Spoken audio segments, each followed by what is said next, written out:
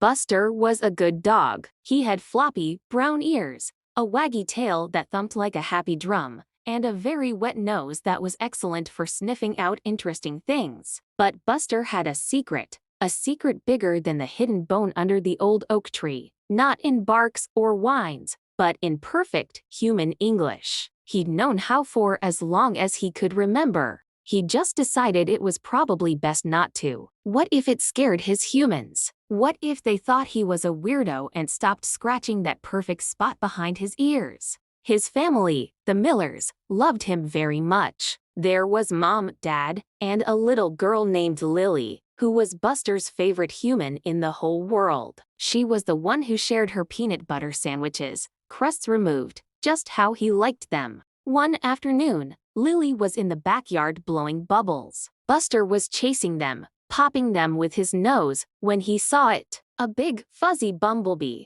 buzzing right near Lily's head. Lily was sometimes scared of bees. She froze, her eyes wide. Buster's dog brain said, "Bark. Scare the buzzy thing away." But his heart looked at Lily's worried face and decided something else. The secret had to come out. He trotted over, sat down neatly, and in a clear, calm voice said, "Don't worry, Lily. He's just looking for flowers. Stand very still, and he'll fly away." Lily stopped frozen for a whole new reason. Her eyes went from wide with worry to wide with wonder. She slowly turned her head and stared at Buster. "Buster," she whispered, "did you talk?" The bumblebee, bored with the lack of flowers, buzzed away. Buster ducked his head a little. "Yes," he said. "I hope that's okay." Lily's face broke into the biggest smile Buster had ever seen. "Okay? It's the most bestest thing ever." She threw her arms around his neck. "You can talk. Why didn't you tell me?"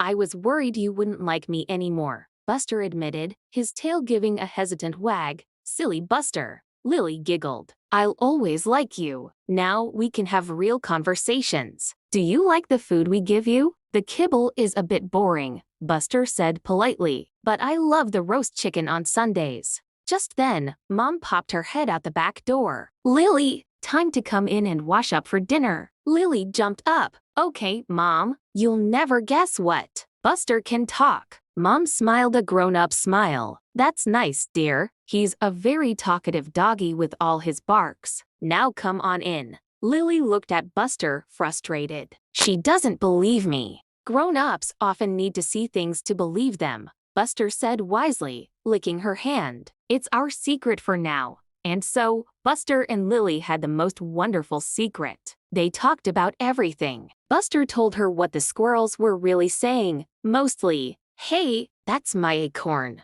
He explained that the vacuum cleaner was not a monster, just very loud and rude. He even helped her with her spelling homework. Treat is T-R-E-A-T, Lily, a very important word. But the best use of Buster's secret talent came a week later. Lily's beloved stuffed bunny, Mr. Hops, had gone missing. They had looked everywhere, under the bed, in the toy box, even in the laundry basket. Lily was heartbroken, with big, sad tears rolling down her cheeks. "I can't sleep without Mr. Hops," she cried. Buster nuzzled her. "Don't cry, Lily. I am the world's best sniffer. I will find him." He put his nose to the ground and sniffed all through the house. He sniffed the scent of Mr. Hops, a mix of strawberry shampoo and bedtime stories, through the living room, down the hall, and into the kitchen. The trail led right to the big, shiny trash can. The lid was closed. Buster sat down in front of it and began to bark.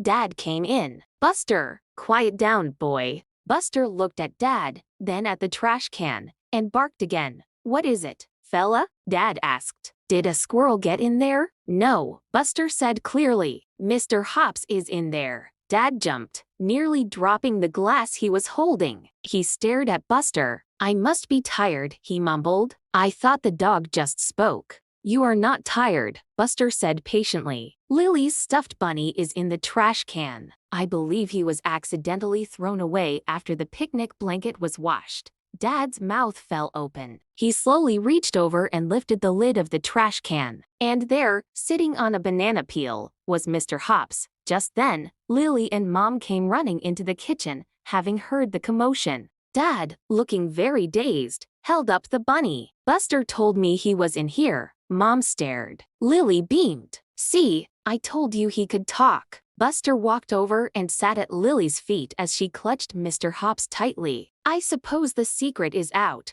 he said, and from that day on, it was. The Millers were the only family in the world with a talking dog. It was wonderfully useful. Buster could now say, "The mailman is here." Instead of just barking, he could politely ask, "Could someone please let me into the garden?" And he never, ever had to eat boring kibble again, because he could simply say, "You know, a little gravy on top would be lovely." But the best part wasn't the gravy or the helping with chores. The best part was that Buster didn't have to keep his secret anymore. He could tell all his humans, every single day, in perfect English, just how much he loved them. And he always ended the day the same way, putting his head on Lily's pillow and whispering, "Good night, Lily. Sweet dreams." And for the first time, she could whisper back, "Good night, Buster. Sweet dreams to you, too." The end. Thank you for watching, and please don't forget to like, share, and subscribe.